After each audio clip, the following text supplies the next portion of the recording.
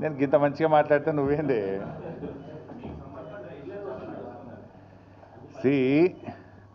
Social మీడియాలో వచ్చిన వార్తల మీద ట్విట్టర్లో నేను అదే రోజు ఖండించిన. ఒకటి, రెండు, చివరికి మా నాయకులు దాసోజు శ్రవణ్ గారు ఎర్రోల శ్రీనివాస్ గారికి చెప్పి పోలీస్ స్టేషన్లో కంప్లైంట్ కూడా ఇచ్చి ఆ కంప్లైంట్ను కూడా నా ట్విట్టర్లో పోస్ట్ చేసి ఇటువంటి ఫేక్ ప్రచారం నమ్మొద్దని, తక్షణమే డీజీపీ గారు వీళ్ళ మీద చర్యలు తీసుకోవాలని చెప్పి కూడా నేను రాష్ట్ర డీజీపీ గారిని కోరిన విషయం కూడా మీ అందరికీ తెలిసిందే కదా.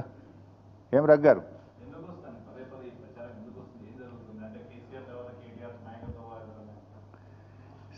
ఆ పంచాయతీ లేదు మా పార్టీలో. నేను చాలాసార్లు కూడా చెప్పాను, మీరందరూ కూడా చూసింటారు, ఒక్కసారి కాదు కొన్ని వందల సార్లు చెప్పి ఉంటాను.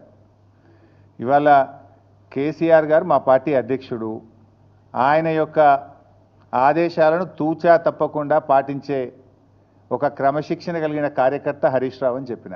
ఇది బహుశా వందల సభల్లో చెప్పిన, టీవీ డిస్కషన్స్లో చెప్పిన, ప్రెస్ మీట్లలో చెప్పిన, చిట్చాట్లో చెప్పిన, అనేక సందర్భాల్లో కూడా చెప్పిన. సో మీరు అన్నట్టు కేటీఆర్ గారికి నాయకత్వం అప్పచెప్తే స్వాగతిస్తాను, డెఫినెట్గా ఐ కోఆపరేట్. ఒక కార్యకర్తగా హరీష్ రావు పార్టీ నిర్ణయాన్ని, కేసీఆర్ నిర్ణయాన్ని ఎప్పుడైనా శిరసా వహిస్తాడు తప్ప గీత దాటే వ్యక్తి కాదు. ఇది నా 25 ఏళ్ల రాజకీయ ప్రస్థానం చూపిస్తుంది. 25 ఏళ్ళ నుంచి నేను బీఆర్ఎస్ పార్టీలో ఉన్నాను. పార్టీ జెండా పుట్టుక నుంచి ఈ రోజు వరకు కేసీఆర్ గారి అడుగుజాడల్లో వారి సూచనలకు అనుగుణంగా పనిచేసేటువంటి ఒక కార్యకర్తగా హరీష్ రావు పనిచేసిండు, రేపు కూడా చేస్తాడు. Thank you.